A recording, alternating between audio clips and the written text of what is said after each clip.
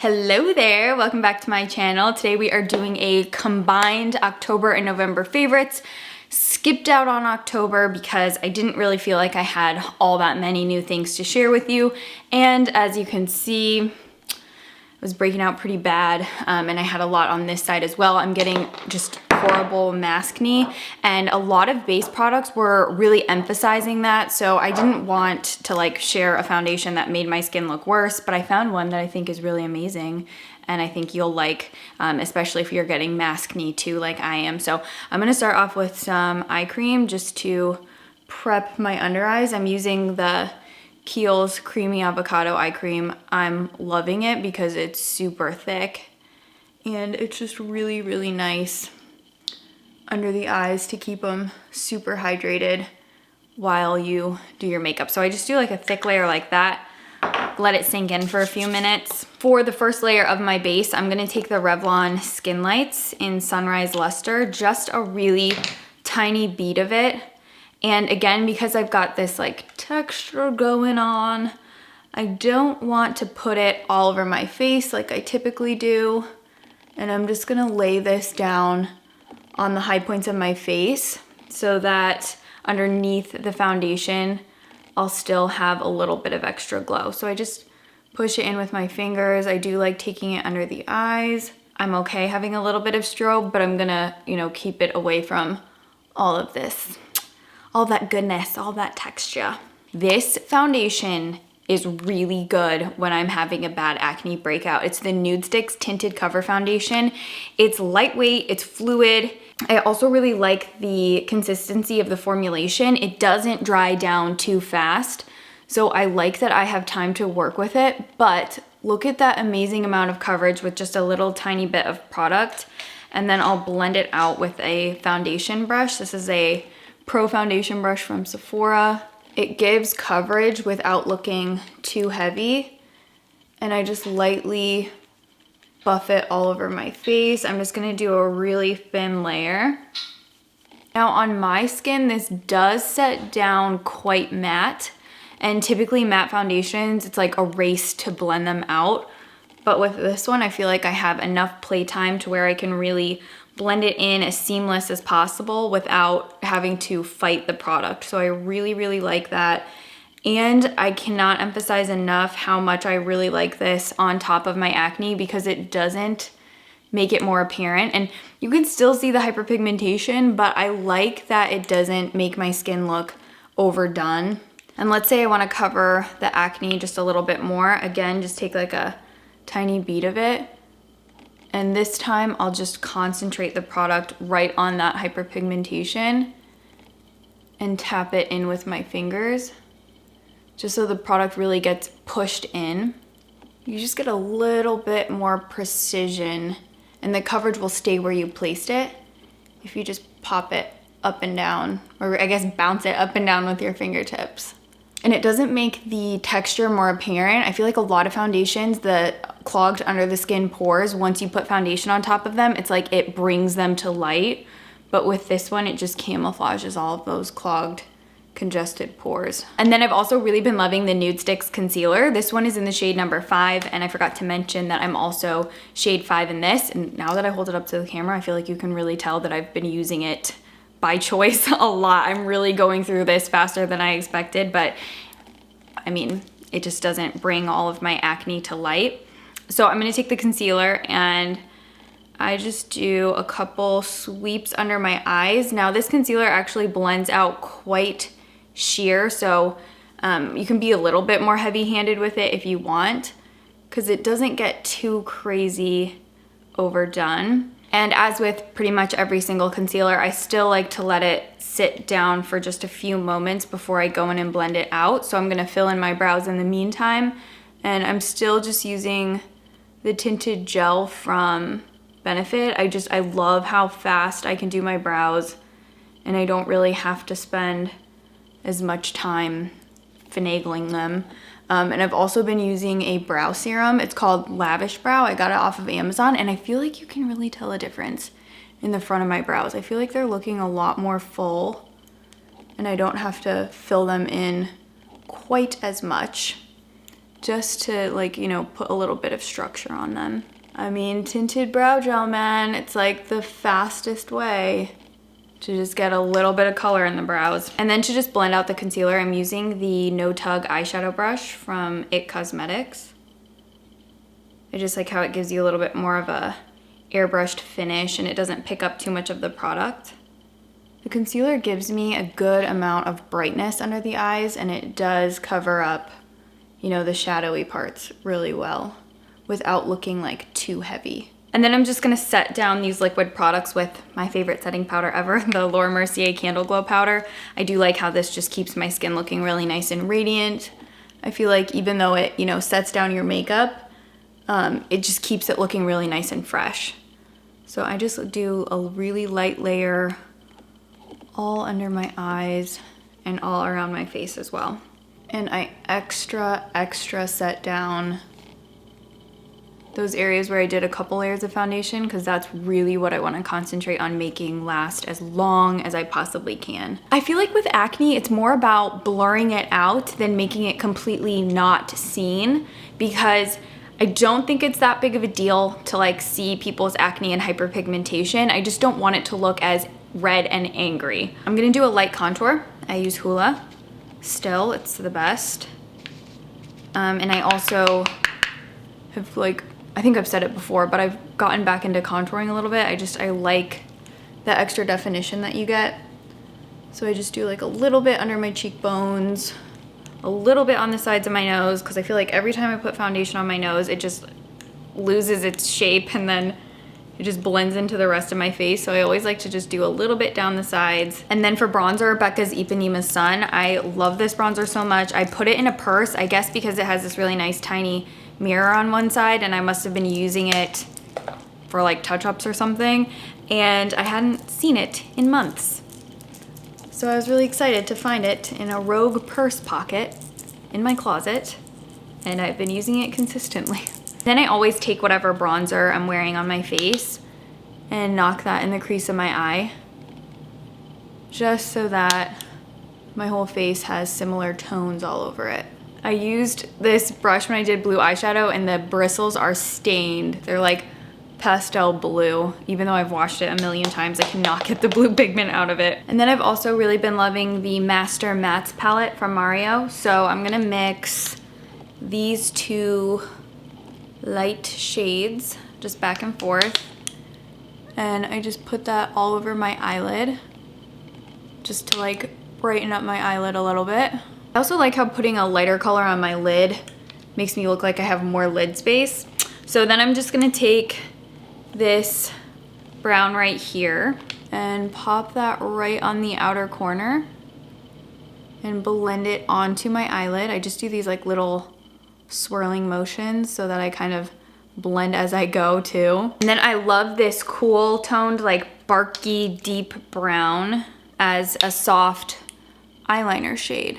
Doesn't have to be super perfect because then I just go in and reblend it, but just to get the pigment down on my eye, and then I'll just take the brush and really blend it out so that I get a nice hazy line, but you still get some definition. So I really have been liking using eyeshadow as eyeliner lately. I just think it's a little bit softer. It just doesn't look as harsh on my eye. And then I always like to take a little bit of this like creme brulee looking shade and just lightly apply that right on the inner corner of my eye. I actually really have been loving matte eyeshadows.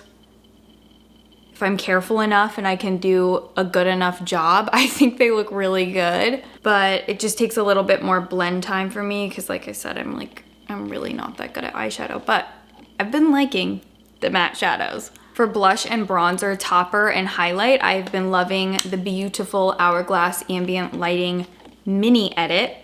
And I love the blush. I think it's super flattering and it's like this really nice, soft, rosy tone. I like to do it with a angled brush because, like I said, I just like to have a little bit more control over where I'm putting these luminous products. And that way I can put the blush like exactly where I want it. Whereas typically if my skin's good, I'll go in with a big fluffy brush, blending it back. And you can see it's really beautiful, soft and luminous. It's not like a super intense over the top strobe. And then on another angled brush, On another angled brush, I do the bronze shade and just lightly apply that over top of my bronzers. Just to, again, and I also really like taking the bronze shade on an eyeshadow brush and just lightly tapping it on top of my eyelids. Again, just for that like light veil of luminosity. And when my skin is good, typically I love using my Laura Mercier finishing powder brush to really buff a little bit of highlight all over my skin. But like I said, I want to be a little bit more precise, so I'm not bringing the texture to light. So I'm going to use another angled brush.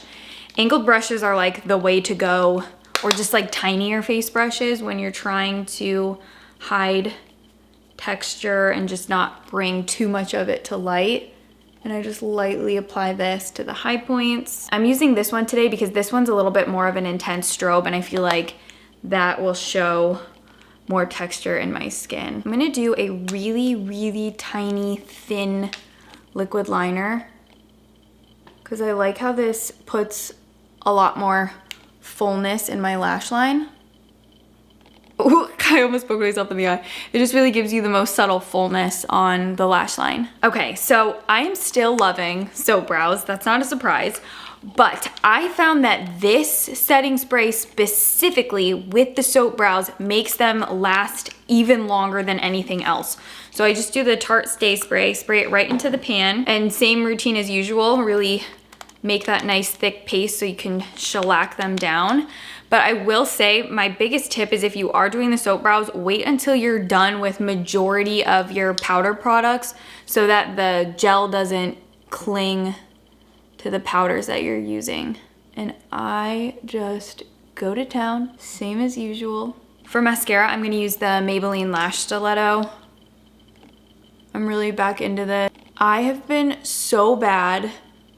You know I have a Latisse prescription and I just wasn't being consistent with it, and it's a maintenance product, so once you stop using it, your lashes start going back to normal.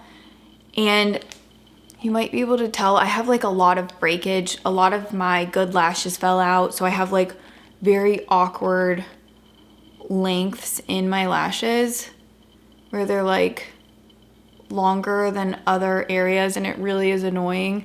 So I've been doing corner lashes a lot so that they look a little bit more uniform, but oh my gosh, don't be inconsistent with lash serums because then like you'll regret it like I do. Corner lashes where they're really tiny, I've really been loving the Faux Mink Accent from Eylure, the Pro Magnetic ones. I like how they don't like look overdone or too fake, especially on the corners of a smaller eye.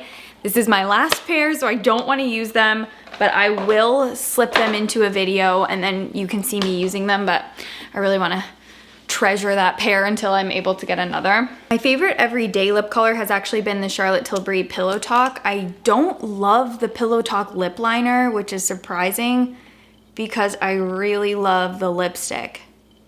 I feel like the Pillow Talk lip liner is just a little bit too pink. I don't really love the way it looks on my lips, but I love the way the pink Pillow Talk lipstick looks on my lips. And this is just the original Pillow Talk. I know there's a couple different variations of it, but I really like the original. This is Tamarind from Sephora Clean. I love this. It's a lip oil and it's like a cool toned taupey nude. Super flattering, and I like how they're really wet and glossy looking because you know that's what I really want from a lip gloss. And I love being extra with the lip gloss. I just want my lips to look drenched and super shiny, or as my boyfriend's stepdad always says, lip gloss makes it look like somebody got sprayed in the face with water. I'm okay with that vibe. I really like how shiny and juicy they look. And then the last favorite, I like a brown lip liner with it, so I'm gonna use this Nude number 5 from Nabla. And this is the lip color called At Dawn from Hourglass. It's a little bit more pinky, so I like having the brown lip liner to give a little bit more definition. And then I just push and, you know, blend it in with my fingertips so it looks a little bit more smudgy. The Hourglass lipsticks are super long lasting, by the way. I don't think they advertise just the regular lipsticks as being long lasting, but I would say it's like obviously not as long lasting as a liquid lipstick, but definitely comparable and obviously way more comfortable than wearing a liquid lipstick all day, but they really have good longevity on them. Like I was genuinely surprised by how long lasting they are. And then I'm gonna finish off with the Patricktaw Major Glow Dewy Milk Mist. It makes you radiant and dewy, and I just block off my hair so that it doesn't get too much spray in it. But I like how this just sets everything down, makes all the powders come to life so you don't look too powdery. Ow, I pulled some hair out. And all right, so this has been my go-to look and products for the past couple months. Obviously, if I'm not filming a get ready with me, I can do this in like 15 minutes. It's a breeze, it's really fast, but I like to talk to you and just chat your ear off when I'm filming. So yeah, I love this lip color. I'm typically really intimidated by anything that has any type of pink in it, but I really like how this is like a soft rosebud, but still pretty muted, and I feel like it just goes with a multitude of different eyeshadow looks or blush colors. And then really been loving the Patricktaw Dewy Milk Mist because I think that this really just sets everything down, gives you a little bit of dew, but there's no pearlescence to it, so it doesn't make you look oily, and it really just takes away that powdery look, and it just, you know, finishes off the face so that you do get a nice dewy glow, but it's not over the top. So I love that Dewy Milk Mist so much as well. If you do have any questions about any of the products that I mentioned, please feel free to hit me up, and I'm gonna list and link everything otherwise. I also did want to mention that my hair color has been something that a lot of you have been asking about recently, and it's still the same. It's still the 4BG from John Frieda. It's my absolute favorite. It does start, you know, lightening up after I've colored it. So this is it, you know, pretty fresh colored. I probably colored it a week ago, maybe 2 weeks ago, but then as it starts fading, it really hits that sweet spot, and it's like the most beautiful chocolate brown, and I absolutely love it. I think it's probably gonna be like the hair color that I've used for maybe like a year and 3 months at this point. I've been very loyal to that shade because I really love it. I'll link the tutorial in the description box so you can watch it if you're interested. But other than that, I will see you in my next video. Thank you so much for watching this one. Please subscribe if you didn't earlier, and come follow me on Instagram as well. And yeah, bye everyone.